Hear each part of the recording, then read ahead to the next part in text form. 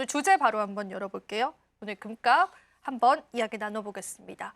관세 전쟁 속에서 진짜 금값이 된 금값이다. 사실 저희가 일전에도 3,000달러 선 넘어서면서 본부장님이 얘기 나눴던 것 네네. 같아요. 근데 그게 이제 고점이 아니었던 거죠. 더 계속되는 최고가 랠리를 현재 향해 가고 있는데 현재 선물 시장에서도 계속 강세일까요? 네, 현재 선물 시장 같은 경우도 롱 포지션에 대한 비율이 조금 더 굉장히 높은 것 같아요. 일단 이제 어느 정도 지금 어떻게 보면 이제 천장을 알 수가 없는 거죠. 지금 상황에서는 천장에 대한 부분들을 알 수가 없는 상황에서 최근에 골드만삭스 역시도 온스당 한 3,700달러까지 일단 올해 올라갈 것이다. 라고 지금 리포트도 나온 상황이다 보니까 지금 수급에 대한 부분들에 조금 더 얹혀서 심리도를 높여줄 수 있을 만한 그런 이야기들이 굉장히 좀 많이 나오고 있는 상황이죠. 그런 상황에서 일단 이제 롱포지션의 규모가 지금 계속해서 늘어나고 있는 상황이다 보니 일단은 저는 개인적으로는 아직도 고점이 아닐 가능성이 좀 높다고 보고 있는데 일단 지금 심리적인 압박감이 있는 구간들은 분명히 맞습니다. 그렇다 하게 되면은 어느 정도 좀 매도에 대한 물량도 충분히 나와줄 수 있는 그런 구간이기도 하고요. 다만 일시적인 조정은 나와줄 수는 있겠지만 아마 당분간 또다시 또 상승 기조로 좀 탈 흐름이 나올 가능성이 좀 높다고 보고 있는데 일단 이제 결국엔 관세에 대한 리스크가 계속해서 불거진다 하게 되면은 그 피난처의 탑이 지금으로서는 금이죠. 그러다 보니까 결국 안전자산에 대한 부분들의 수요가 계속해서 급증을 하고 있다고 볼 수가 있는 부분들입니다. 거기에 또 일단은 달러까지도 현재 약세잖아요. 그러다 보니 오히려 금에 대한 수요가 계속해서 몰리고 있다고 좀 보시면 되실 것 같고요. 통상적으로 이제 결국엔 금값에 대한 부분들 계속해서 올라가는 부분들은 아마 당분간은 유지가 될 것 같아요. 뭐 관세에 대한 부분들의 이야기가 계속 안으로 들어가지 않고 있는 상황이잖아요. 그런 상황에서 지금 뭐 신재생에 대한 부분들 관세 면제 뭐 이런 이야기들도 개인적으로는 저는 중국을 지금은 위협을 하고 있다고 보고 있는 상황이거든요. 신재생 쪽에 대한 부분들도 워낙 좋아하지 않는 성격인데 바이든 정부가 오히려 신재생에 대한 산업을 키우려 했었고 근데 반대로 지금 트럼프 정부 들어서서 신재생 쪽에 대한 부분들의 관세 면제 이야기가 나온다는 부분들은 아마 중국을 견제해서 지금 이야기가 하는 것 겁니다. 그렇다는 것은 결국에는 여전히 미중에 대한 부분들의 관세 전쟁, 무역 전쟁에 대한 부분들이 계속해서 진행이 되고 있다고 볼 수가 있는 부분들이다 보니까 아마 계속해서 이 기조가 유지가 되면 될수록 금에 대한 안전자산에 대한 수요는 계속 급증할 가능성이 높다고 봅니다. 그렇기 때문에 저는 전반적으로 지금 온스당 3,300달러 정도를 지금 유지해주고 있는데 아마 3,300달러 선은 충분히 넘어설 거라고 보고 있는 상황이에요. 다만 지금 일단은 고점에 있는 부담감은 분명히 있는 구간들이기 때문에 일단은 선별적으로 접근을 하실 경우에는 조금 더 조정이 나온 이후에 좀 접근하는 게 맞다고 보고 있는 상황입니다. 예, 좋습니다. 일단은 지금 달러도 약세죠. 그래서 원달러 환율도 안정화를 세워가고 있는 상황인데 그 과중에서 금값 같은 경우에는 계속되는 사상 최고치를 나타내고 있습니다. 심리를 좀 풀어보고 싶어요. 투자자들이 이렇게 금에 몰리는 심리가 뭘까요? 일단 달러도 약세잖아요. 네네. 그래서 저는 조금 지금까지의 뭐 패러다임 시나리오랑은 조금 다르다는 생각이 드는데 네. 어떻게 보세요? 결국엔 딱 한 가지예요. 경제 안 좋아질 가능성이 높다라는 것에 좀 베팅이 많은 것 같습니다. 이게 그럴 수밖에 없는 게 좀 말도 안 되는 관세를 부과하고 있잖아요. 중국 쪽에서는. 뭐 제가 듣기로 220%까지도 뭐 이야기가 나오고 있는 상황이다 보니까 결국 이제 중국은 미국에서 물건 팔지 말라는 거죠. 물건 팔지 말고 뭐 자국 내에서 알아서 뭐 진행을 해라라는데 중국도 결국에는 맞불로 계속해서 히토리 쪽에 대한 부분들이 통제로 또 진행을 하고 있고요. 그러니까 이게 결국에는 두 국가 간의 싸움이 오히려 경제에 대한 부분들의 불확실성, 경제에 대한 리스크를 계속해서 키워오고 있는 거죠. 그럼 자연스럽게 인플레이션에 대한 부분들이 상승을 하고 우리가 우려했던 부분들, 스태그플레이션에 대한 부분들의 우려감까지도 계속해서 더해질 가능성이 높고요. 오늘 새벽이죠. 또 연준 의원 같은 경우도 연설에서도 결국 좀 부정적인 이야기를 좀 했습니다. 경제 성장에 대한 부분들의 불확실성에 대한 리스크, 그 부분들의 발언까지 있었다 보니까 조금 더 안전자산 쪽에 좀 대피를 하려는 그런 수요가 조금 더 촉진을 하는 것 같습니다. 그러다 보니 결국엔 주식 투자에 들어가 있는 어떠한 자금들을 일부 빼면서 계속해서 안전자산 쪽에 대한 부분들의 편입을 확대를 시키고 있는 상황이고요. 또 거기에 이제 신흥국 중앙은행 역시도 지금 금매입을 계속해서 확대를 또 하고 있는 상황이죠. 거기에 지금 ETF 자금 역시도 계속해서 금값 상승에 견인을 시켜주고 있다고 볼 수가 있는 겁니다. 근데 지금 ETF 자금까지도 줄지 않고 오히려 확대가 되고 있는 상황에서 중앙은행들 역시도 지금 계속해서 금을 매입을 하고 있다는 것은 이게 일반 개인 투자자분들이 바라볼 때는 금에 대한 수요, 금에 대한 값이 계속해서 높아질 가능성이 높겠구나라는 부분들의 심리를 계속해서 촉진을 시키고 있다라고 봐요. 그러다 보니까 지금 어느 정도 고가권에 위치를 해주고 있고 언제든지 떨어져도 이상하지 않을 국면인데도 불구하고 계속 뭐 장대 양봉을 선물 시장에서 지금 키워내고 있는 부분들만 놓고 봐도 여전히 숏보다는 롱에 대한 편취 비중이 너무나도 높다라는 거죠. 그렇기 때문에 저는 일단은 지금 라인에서는 개인적으로는 그렇게 봅니다. 아마 숏에 대한 부분들의 포지션도 많이 들어오긴 할 겁니다. 워낙 지금 고가권까지 많이 올라와 있는 상황이기 때문에 다만 이제 롱에 대한 부분들의 포지션 규모가 워낙 큰 상황이다 보니 상대적으로 지금 그 밀리는 가격 라인대가 그렇게 크지는 않을 거라고 보고 있는 상황이고요. 아마 이 시기가 계속해서 유지가 된다고 하게 되면은 아마 금에 대한 수요는 아마 올해 상반기보다 하반기가 더 몰릴 가능성도 좀 높다고 봅니다. 그렇기 때문에 저는 오히려 이게 이제 투자 시장에서 접근하는 사람들의 입장으로 바라볼 때는 그렇게 썩 좋은 현상은 아닙니다. 이게 결국에는 주식시장에 들어와야 되는 자금들이 빠져가지고 안전자산 쪽에 대한 부분들의 도피처로 이동을 하고 있는 상황이다 보니까 결국에 이제 주가를 끌어올리는 것도 자금이 있어야 끌어올리는 부분들이잖아요. 그럼 자금이 계속해서 이탈이 나온다라는 것은 상대적으로 내가 가지고 있는 뭐 종목군들도 마찬가지지만 주식시장의 전반적인 밸류에 대한 부분들이 하향이 될 수가 있다라는 그런 우려감들이 계속해서 공존이 될 수가 있는 상황이기 때문에 개인적으로는 저도 그렇게 좀 썩 좋은 구간들은 아니긴 하지만 이게 이제 반대로 금이라든지 안전자산 쪽 혹은 뭐 채권 쪽에 투자를 하시는 분들 입장에서는 굉장히 지금은 좋은 시기인 거죠. 투자하기가. 굉장히 좋은 시기라는 점을 좀 고려를 했을 때는 일단은 저는 조정은 나와도 아마 당분간 또 상승할 가능성은 좀 높다고 보고 있는 상황입니다.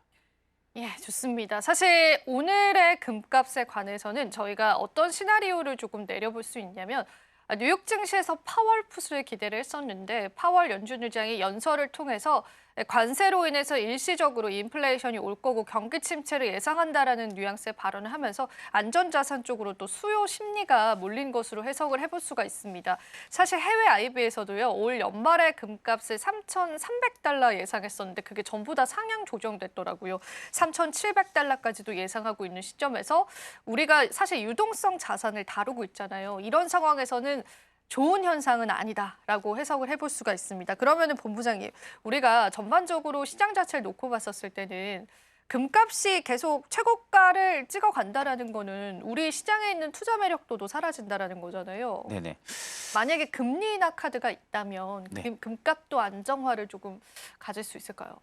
금리라는 카드 자체가 일시적으로 그럴 수는 있겠죠. 근데 일단은 오늘 뭐 연준의 연설을 보고 보니까 아마 신중할 것 같아요. 금리 인하 부분들도 우리가 예상했던 것보다도 좀 뒤처질 가능성을 일단은 좀 배제를 시켜놔야 될 것 같다고 보고 있는 상황이고 원래 이제 통상적으로 지금 딱 성격이 많이 다르다는 게 느껴지는 게 뭐냐면은 일전에는 금값이 오르면은 국내 주식시장에서는 엘컴텍이라든지 그렇죠. 네 아니면 황금에스티라든지 이런 좀 금에 관련된 테마 종목군들도 굉장히 좀 고가 랠리를 좀 많이 유지를 해줬었거든요. 근데 지금 보면 거의 상반된 디커플링에 대한 부분들의 움직임이 나온다는 것은 상대적으로 지금 이쪽에 대한 밸류를 전혀 못 믿는다는 거죠.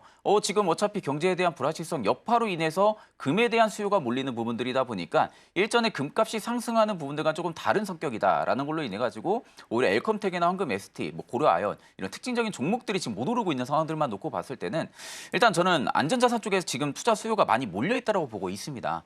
그렇기 때문에 실질적으로 이게 주식 시장에서는 당연히 뭐 여파가 안 좋을 수밖에 없는 부분들이고요. 아마 금리 인하가 만약에 단행이 된다고 하게 되면은 단기적인 어떤 수급의 베이스는 잡힐 가능성은 높겠지만 결국에는 큰 베이스는 관세라고 봅니다. 이 관세에 대한 부분들이 중국과도 어떻게 보면 좀 타협이 진행이 되는 그런 뉘앙스들이 없다라고 하게 되면은 일시적인 수급일 가능성이 높고 재차 또 금에 대한 수요로 좀 몰릴 가능성까지도 우리가 염두를 해둬야 되는 상황이기 때문에 일단 저는 뭐 트럼프 대통령의 말 한마디 한마디가 좀 중요하다고 봐요. 항상 하루 지나면 또 말이 바뀌어 있고 또 하루 지나면 또 말이 바뀌어 있고 그런 상황이다 보니까 아마 결국엔 중국이랑 계속해서 협의는 할 겁니다. 합의는 할 수밖에 없는 상황이고 뭐 중국이 굽히든지 미국이 굽히든지 그런 양상들은 저는 없을 거라고 보거든요. 그러면 결국 관세에 대한 부분들의 협의점을 타협점을 좀 찾아 나갈 가능성이 좀 높다고 보기 때문에 아마 그런 이슈들이 계속해서 나와주는 그런 시기점에서 오히려 금에 대한 부분들의 투자 수요가 좀 줄어들 가능성까지도 저는 좀 있다고 보거든요. 그럴 경우는 일단 금에 대한 투자 수요가 줄어든다 하게 되면은 그 투자금에 대한 부분들이 아마 주식 시장에 좀 들어와줄 가능성까지도 우리가 고려를 했을 때는 일단 저는 엘컴텍이나 황금 에스테 지금 많이 못 올라갔으니까 금값이 이렇게 올라가니까 저는 매수를 해야겠다라는 관점으로 접근하기보다는요. 일단은 저는 이쪽 종목에 매수할 수 있는 자금들 같은 경우는 오히려 다른 산업군에 일단은 투자하시는 게 맞다고 보고 있는 상황입니다. 예, 좋습니다. 금값이 3,300달러 선을 넘어섰습니다. 꿈의 달러를 터치를 해주고 또 다른 국면에 와 있는데요. 여기서 여쭤보고 싶은 건 그 비트코인 쪽으로의 수급도 좀 체크를 해보고 싶어요. 파월 연준의장이 암호화폐 발언을 또 했더라고요, 마침. 네네네. 금값과의 상관관계도 좀 짚어보고 싶고요. 비트코인의 향방은 어떻게 될지 그것도 한번 짚어볼 수 있을까요? 제가 일전에 한번 이야기해드렸던 것 같아요. 한번 하방에 대한 부분들에 염두를 해둬야 된다라고 이야기했었고, 그리고 나서 이제 달러 기준으로 봤을 때 한 70K까지 한 번 더 하락이 나오고 지금은 80K 이상 회복을 시켜주고 있는 상황이죠. 일단 지금 뭐 연준 의장에 대한 부분들의 연설, 이제 발언에 대한 부분들이 일단 오늘의 좀 상승을 좀 촉발을 시키는 것 같습니다. 다만 이제 최근에 제가 이제 비트코인 차트를 계속해서 체크를 해보면은 사실상 어떻게 보면은 확실한 상승 모멘텀이 많이 부재한 것도 맞다고 보고 있는 상황이거든요. 이게 결국에 지금 금이랑 비슷하게 비트코인 쪽에 대한 부분들의 자금도 같이 수요를 촉진시킬 것이다라는 이야기들도 최근에 많이 나오긴 하지만 실질적인 현물이 없는 거나 마찬가지예요. 금은 현물이 있잖아요. 근데 실제로 비트코인은 현물이 없는 상황에서 우리가 주식 같은 경우는 뭐 실적이나 아니면 기업에 대한 뭐 여타적인 뭐 공시라든지 이런 부분으로 좀 집중적인 가치 투자가 가능하다고 하지만 비트코인은 상대적으로 그 반대로 보셔야 되는 거예요. 실적에 대한 부분들로 움직이는 부분들이 아니라 5년에 어떻게 보면은 지금은 ETF 제도권에 편입이 됐다라는 부분들, 그리고 지금 금에 대한 부분들과 연결고리로 인해 가지고 조금 더 상승 모멘텀이 지금은 붙어주고 있다라는 부분들로만 봤을 때는 일단 뭐 단기적인 상승 베이스 흐름들은 분명히 지금 나와주고 있는 것도 맞다고는 보고 있습니다.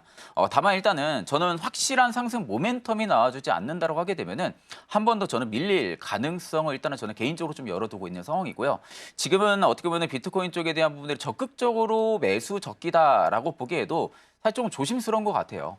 지금 상황에서도 저는 사실 뭐 비트코인 쪽에 매수하셔라라고 말씀을 못 드리는 부분들은 여전히 저는 한 번 더 빠질 그런 염두를 아직까지 좀 하고 있는 상황이고, 개인적으로 뭐 달러 기준 저는 앞자리 한 6은 보지 않을까라고 지금 개인적으로 보고 있는 상황이다 보니까 아마 지금의 상승도 저는 볼륨 없이 올라가고 있는 부분들이거든요. 그렇다는 것은 앞전 신고점이죠. 신고점에 대한 부분들의 되돌림 반등이 좀 나와주고 있는 구간이라고 보시는 게 맞을 것 같아요.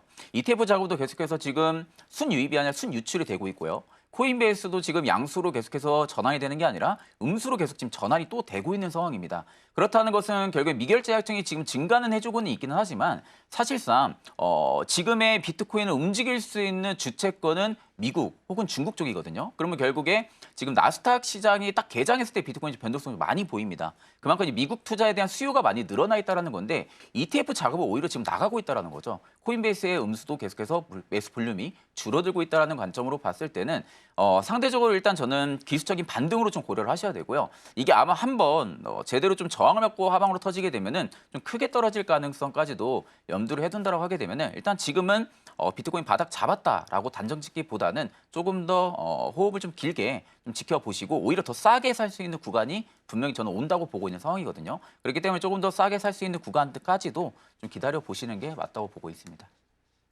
암호화폐 시장 역시도 더 큰 바닥 구간 형성될 가능성이 있다라고 하니까요. 참고해 보시면 좋겠습니다. 자, 오늘 본부장님과 다양한 내용들 나눠봤습니다. 오늘도 도움 말씀 고맙습니다.